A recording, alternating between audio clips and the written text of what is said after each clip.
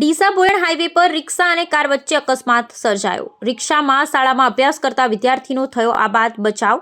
Deesa બોયણ highway પર છેલ્લા કેટલાક સમયથી અકસ્માતની વણઝારો વરસી રહી છે, જેને લઈ બોયણ પાટિયા પાસે સર્કલ બનાવવાની માંગ ઉઠવા પામી રહી છે। જ્યારે આજે સવારે શાળાના વિદ્યાર્થીઓને લઈ જતી રિક્ષા અને વેગાનેર કાર વચ્ચે અકસ્માત સર્જાયો હતો, જેમાં સદનસીબે મોટી જાનહાનિ ટળી જતા લોકોએ રાહતનો શ્વાસ લીધો હતો।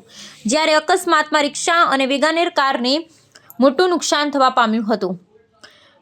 ઘટનાના પગલે લોકોના ટોળે ટોળા ઉમટી પડ્યા હતા। વારંવાર બોયણ હાઈવે પર સર્જાતા અકસ્માતને લઈ વાહન ચાલકોમાં પણ હવે ભયનો માહોલ ઊભો થઈ રહ્યો છે। અગાઉ અનેક અકસ્માત સર્જાતા નિર્દોષ લોકોએ જીવ ગુમાવ્યા, ત્યારે ડીસા પાલનપુર હાઈવે પર બોયણ પાટિયા નજીક સર્કલ મૂકવામાં આવે તેવી ઉગ્ર માંગ કરવામાં આવી રહી છે।